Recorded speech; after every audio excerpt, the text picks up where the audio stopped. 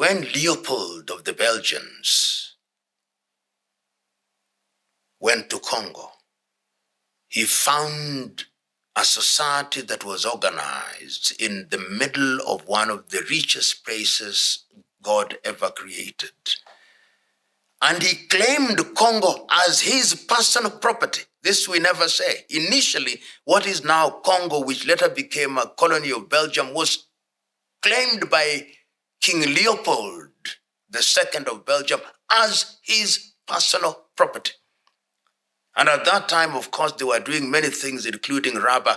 And it is not said, as we should, that King Leopold killed no less than 13 million Congolese. Brutal working conditions. Leopold also employed a private army, the Force Publique, to enforce his rule and maintain control over the Congolese population. This army was notorious for its brutality, and its soldiers were known to commit horrific acts of violence against Congolese men, women, and children. His agents used a variety of tactics to terrorize and subjugate the Congolese. Some cut off the hands of those who failed to meet their quotas, while others would hold family members hostage until the quota was met.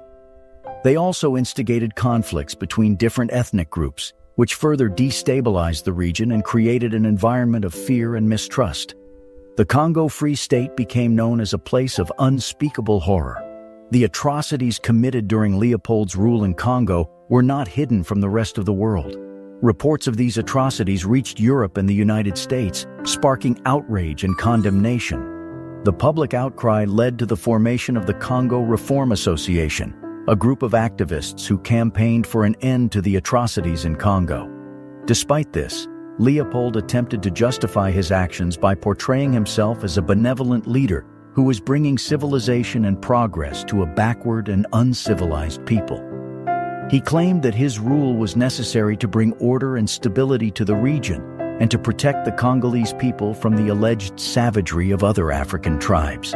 However, these justifications were nothing more than thinly veiled excuses for the exploitation and oppression that took place under his rule.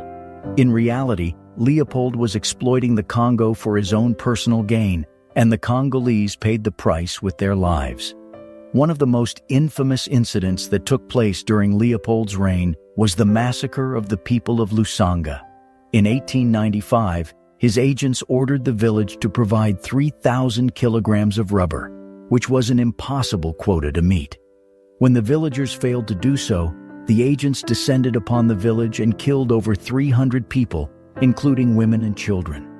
They then cut off the hands of the dead and forced the survivors to carry them as proof that they had killed the required number of people. The brutality of Leopold's reign in Congo was not limited to violence and exploitation. His agents also brought diseases such as smallpox and sleeping sickness, which decimated the population. They destroyed the social and economic fabric of Congolese society, erasing cultural traditions and forcing people to abandon their way of life. Leopold's brutality in Congo was so extreme that it is estimated that up to 10 million people died as a result of his policies. This figure represents approximately half of the population of Congo at the time. The horrors of the Congo Free State were exposed by a number of brave individuals, including the journalist Edmund Morel and the missionary Roger Casement. Their work helped to raise awareness of the atrocities being committed in the Congo and contributed to the eventual end of the Mad King's rule. Edmund Morel was a British shipping clerk who became aware of the exploitation in the Congo while working for a Liverpool-based trading company. He noticed that ships were arriving in Liverpool filled with ivory and rubber, but they were not returning to Africa with any goods. He suspected that the ships were being used to transport slaves, and he began investigating further.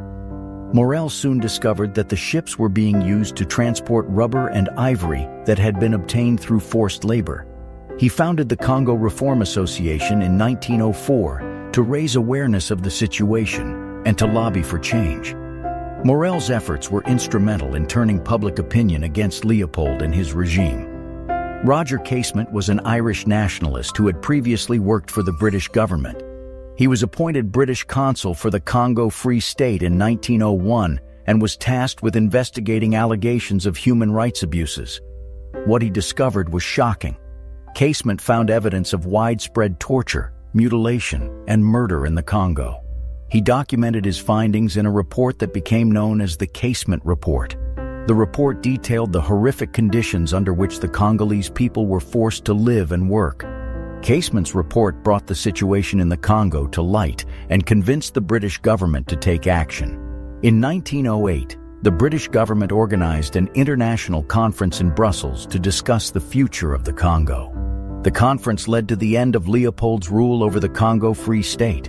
His reign over the Congo came to an end in 1908, when Belgium took over the administration of the colony, partly in response to the global outrage caused by the revelations of atrocities. However, the Congolese people continued to suffer under Belgian colonial rule, and it was not until the mid-20th century that they were finally able to gain independence. To bring freedom to the Congolese people, Congolese activists fought against slavery and oppression on their people. One of the most prominent of these activists was Simon Kimbangu, a Congolese Christian preacher who founded the Kimbanguist Church in the early 20th century. Kimbangu preached against the oppression of the Congolese people and was arrested and imprisoned by the colonial authorities, where he died in 1951. Another important figure in Congolese history is Patrice Lumumba, who led the country to independence from Belgium in 1960. Lumumba was a prominent anti-colonial activist and was elected as the first prime minister of Congo after independence. However, Lumumba's leadership was short-lived, as he was overthrown in a coup d'état just months after taking office. Despite his brief tenure, Lumumba's legacy as a leader who fought for the rights of the Congolese people is still remembered today. He is celebrated as a hero in Congo and across Africa for his role in securing independence from colonial rule.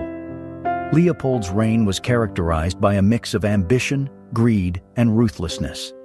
He was known for his extravagant lifestyle, his love of luxury, and his obsession with power. He was also known for his charming personality, his wit, and his intelligence, which he used to gain the support of many influential people in Belgium and abroad. We can say Leopold's legacy in Belgium is mixed. On the one hand, he is remembered as a visionary leader who transformed Belgium into a modern, industrialized nation. He played a significant role in promoting economic development, expanding the railway network, and modernizing the country's infrastructure.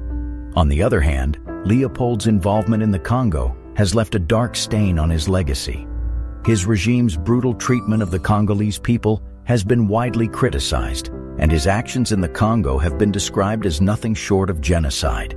As we have seen, Leopold's quest for wealth and power resulted in the deaths of millions of Congolese people and untold suffering and exploitation. The numbers are staggering, with millions losing their lives either through direct violence, starvation, or disease. And yet, despite this immense human toll, Leopold was able to maintain his grip on power and his reputation as a civilizing force in Africa. But let us not forget the resilience and bravery of the Congolese people, who resisted and fought against this brutal colonial rule. From the anti-slavery campaigns of early Congolese activists like Simon Kimbangu to the uprising led by Patrice Lumumba, the people of Congo have shown time and time again that they will not be silenced or oppressed. As we reflect on this dark chapter in history, we must acknowledge the ongoing legacy of colonialism and its impact on the world today. It is only by confronting the past and working toward justice and reconciliation that we can build a more equitable and just future for all. Thank you for joining us today. Remember to like and subscribe for more thought-provoking discussions on history and its impact on our world.